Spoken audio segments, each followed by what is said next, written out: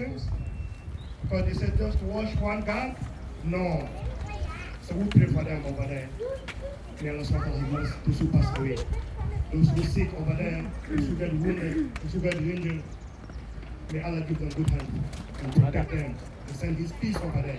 And we ask Allah over here also, may Allah protect all of us and just send His peace among of us as we fast until Ramadan. We keep praying for our brothers in Palestine. We keep praying for our brothers and sisters in Yemen. We keep praying for our brothers and sisters all universe. May Allah send His peace over there.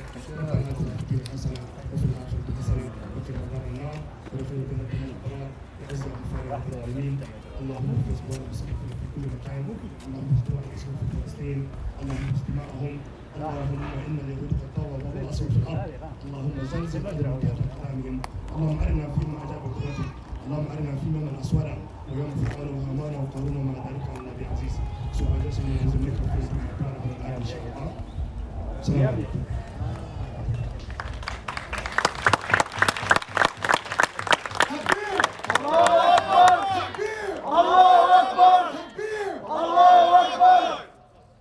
Okay, this young sister, please, if you don't mind, introduce yourself, and then Kamal, you'll be next. Okay, inshallah. Thank you. Assalamu alaikum, everyone.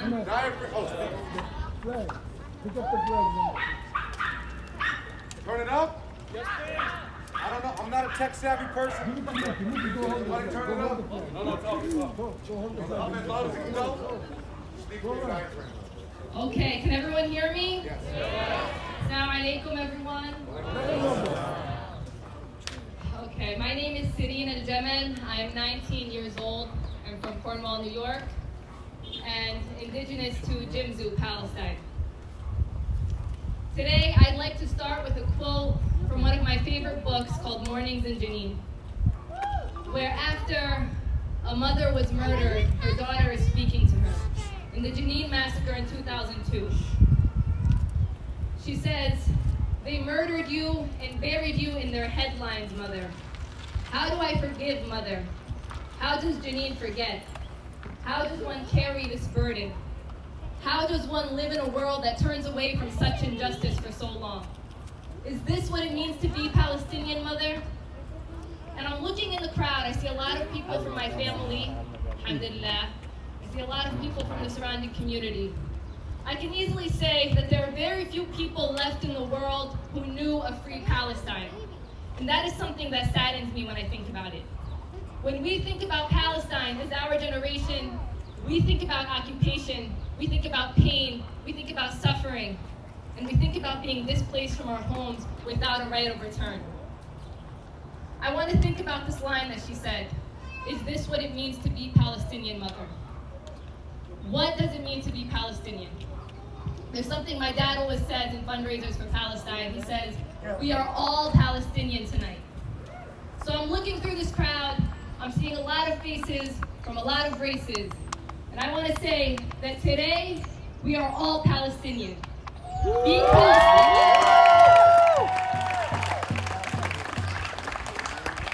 Being Palestinian is not just pain, it is not suffering, it is not just occupation.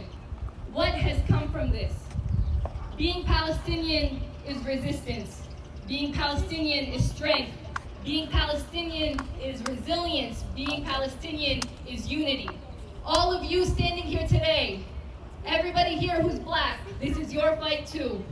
There's no reason why there should be $3.8 billion of aid sent to Israel every year to fund war crimes, to soldiers who teach our American cops to use the techniques like the ones used on George Floyd. Talk that. Every day, George Floyd is on. Okay. Yes.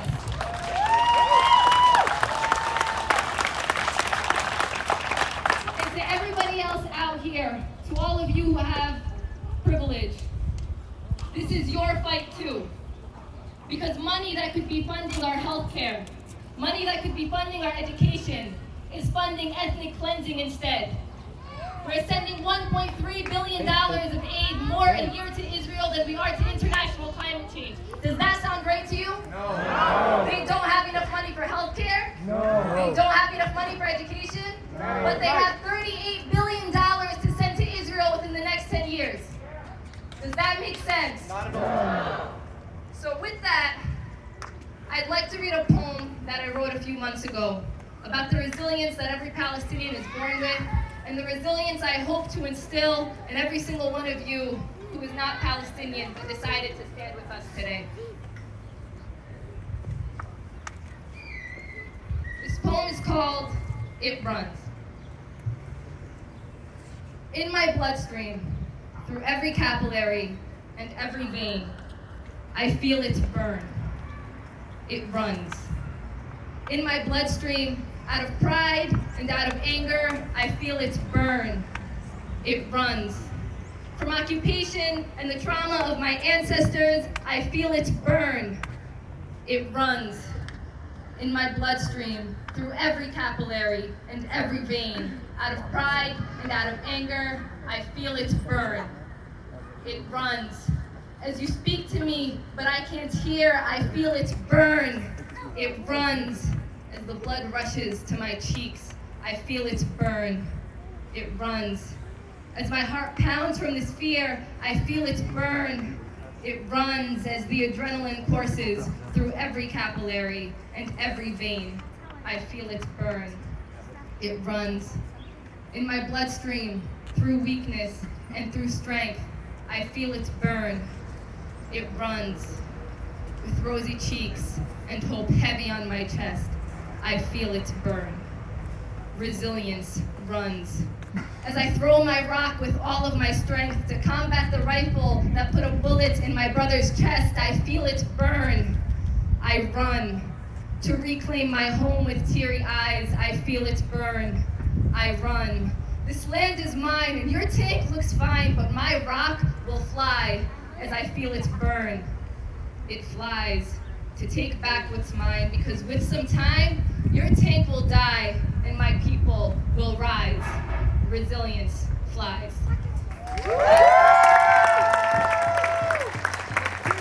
Allahu Akbar! Allahu Akbar! Allahu Akbar! Thank you, thank you. Listen, I understand that you guys want to stand. Many of us will be marching back, but we want you to be marching back with us. And as we're going through these roads in the city of Newburgh, you'll see the sidewalks, you'll see the conditions that people are living in, and you'll really understand the correlation to how that $38 million could be used appropriately. $38 million if they use it. 38 billion, and if it was used for every municipality, it would be 38 million for our municipalities. And I hear what you're saying. $38 million could do Newburgh a lot of justice. That's all I'm saying. And so what I'm trying to say, and I love that everybody holds people accountable. Sit down, take a knee if you can, spread out, because we will be walking back. And I don't want you to pass out. I don't want you to be too tired. If you want to stand, stand. If you can kneel or sit, please kneel, please sit. Okay? That's all I want to say.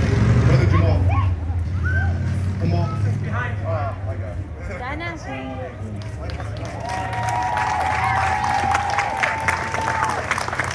didn't have anything planned out, but my heart is open. So, when I was a young kid, there was this one thing that resonated in my heart, and it was through music, and it was brothers and sisters. I don't know what this world is coming to, and some of you may know where that came from, but all I know is where it sits in my heart. So this message is for the youth. I see my nephews and nieces, I see my children here walking with their shoulders down. Your shoulders need to be up. They can take our lives, they can take our parents, they can take our story, but we have a smile. We can resist with a smile. You see it on the media when they say, Allah Isadak, smile. Smile with your resistance. We will not go down if we smile. Right. When they take our spirits, they win.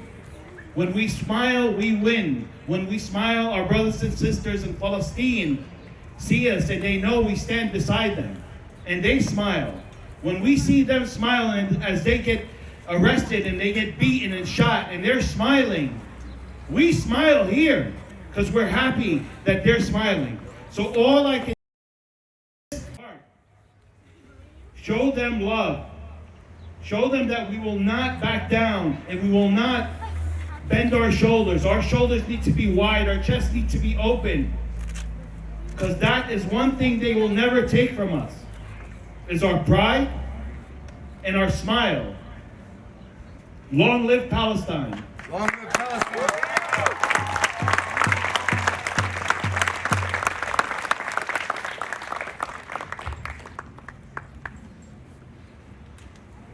Please come up next. Please. Habir! Habir! Habir! There's a smile. Hello.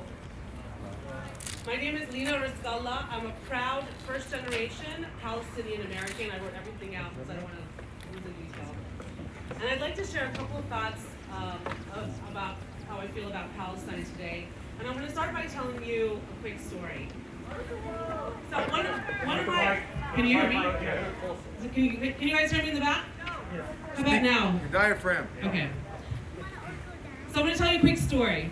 One of my earliest memories was when I was a little girl. I was maybe 4 or 5 years old, and I was playing with my older brother, Assam, who was a real jerk to this day, but I still love him. And we were playing, and he was teasing me, and he grabbed my toy out of my hand and wouldn't give it back to me. And I argued, and I finally went to my mother, and I was crying to her with my crocodile tears. I said, "Mom, Assam took my toy." And she's like, "Khalas, Lina, it's okay." And I'm like, "It's not okay. He took my toy, and it's not fair." And my mother, who's a Palestinian refugee, got on her knees, and she wiped away my tears, and maybe she spat on her hand and fixed my hair or something. And she said, Yalina, life is not fair. There is no justice. Now remember, I was 5. But this was my mother's experience as an immigrant, as a refugee. There was no reason to sugarcoat anything for her, even if I was just 5. And to be honest, I've never forgotten that moment and the truth, and it's resonated in my life, throughout my life. And it's awkward because I'm also Palestinian American, and being an American means living with the confidence that when I put my head down to sleep at night, the only thing I have to worry about is maybe a bad dream, or maybe the AC is loud, or maybe my dog is hogging too much of the bed. As an American, I can travel freely throughout the US, the world. I can work, build a career, earn money. I can send my imaginary kids to whatever school I want if I can afford it. As an American, I have an expectation and a right to peace and equality and justice. But on the other hand, I'm the daughter of the Palestinian diaspora. My mother is a Palestinian refugee born in a small town about 20 minutes from Haifa, and my father was an immigrant from Ramallah. In 1948, when my mother was about 6, she had to flee her hometown, and her parents and 2 sisters had to leave because the Zionists had come, and they went to Beirut, and that's where they stayed. My grandparents were planning to return with their family, but they never did. For so many reasons, being a Palestinian of the diaspora and an American is disorienting. I grew up feeling very different from other kids at school, not just because of my Arab fro and unibrow, my hummus sandwiches, and the fact that maybe sometimes my dad picked me up from school in his dishasha. People I knew since kindergarten would ask me, "Where are you from, Lina? Where are you really, really from?" And it would take me like 20 minutes to explain that I was from Palestine and that you can't find it on a map. I felt different because while I felt the security of America, it didn't jive with the experiences of my parents and the history of my family in Palestine. From a young age, I understood that sure, everyone deserves freedom and justice, but not everybody gets it. I grew up over the last few decades watching the occupation unfold, the Israeli state broadening its control over the land and resources, and its power and influence expanding over the world. We watched as its ideologies infiltrated the media, education, churches, world history, and culture. Sorry, it's a little. We watched helplessly, infuriated, as religious Jewish families from Brooklyn could move into a Palestinian's 150-year-old home and squat there, demand the family that's lived there for generations show them an Israeli court-approved deed, which of course they didn't have because they were there before Israel, and eventually have the Palestinian family evicted, and that's what's happening now. Or, as the state of Israel bulldozes over centuries-old olive groves in the West Bank, which was a huge livelihood for extended Palestinian families. Or as the state of Israel confiscates swaths of land all over the West Bank, naming them Area A, Area B, Area C, and penning the people in. Or as the state of Israel creates separate roads in the West Bank so that Jewish settlers can drive around and avoid the Arab villages on their way to Jerusalem and Tel Aviv and Haifa.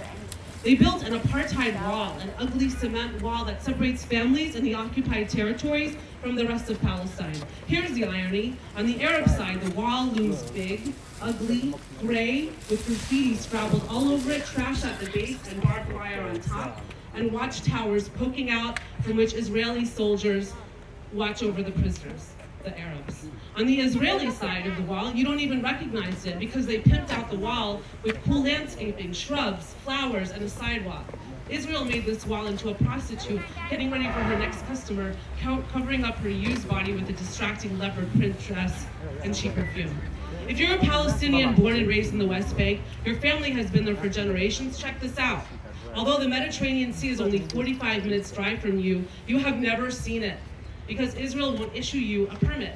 There is no freedom of movement. Every place outside of a few West Bank villages mean humiliating checkpoints and permits, including a hopeful visit to the sea. But if you're a Jew born and raised in, let's say, Sydney, Australia, and decide to move to Israel into a settlement near Ramallah, the sky's the limit. You can have coffee at Starbucks in Jerusalem, meet a friend for sushi in Haifa, and then go clubbing in Tel Aviv, no problem. If this isn't apartheid, I don't know what is.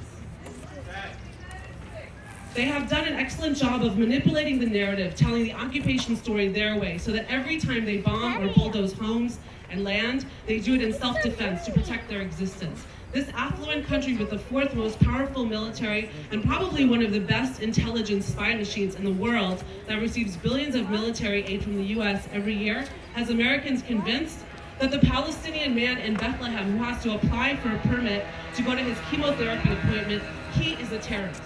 Or the Palestinian woman who has to give birth in the taxi while waiting in line to cross a checkpoint to get to the hospital, she is a terrorist. Or the little boy from Gaza walking around with a bucket, collecting whatever broken toys he can pick up from the rubble of his home, he is a terrorist. The most successful and devastating thing that Israel has accomplished is this, the unapologetic belief that the existence of Israel is so critical that it trumps the dignity and humanity of Palestinians. They can drop bombs flagrantly over Palestinian homes and bodies with impunity, because the existence of Israel and the Jewish people is more important than the existence of the Palestinians. That is Israel's message to the world, and with the unwavering support of the US, it has been successfully heard loud and clear. But despite the lesson I learned from my mother when I was 4, or the decades watching Israel encroach on more Palestinian land, I have hope. I am old enough to remember when the bricks came down from the Berlin Wall. I remember when South Africa decided to confront and disassemble the policy of apartheid. I recall last year's summer of rage and people protesting in the streets after the world watched a black man suffocate to death under the knee of a police officer. Individual voices collectively make change happen. I have hope that we can make change happen for Palestinians. I have hope that the world will look at Palestinians not as the freedom fighters of the 1980s or the guerrillas of the 1990s or the terrorists of post 9/11 or as what they call us today collectively, Hamas, but as mothers and fathers and students and children and people with hopes and dreams like all of us have. That we don't deserve to be bombed and murdered as the world looks away. And I'm in sales, so I always like to leave 3 calls of action. Yes. 3 ways to make your voices heard.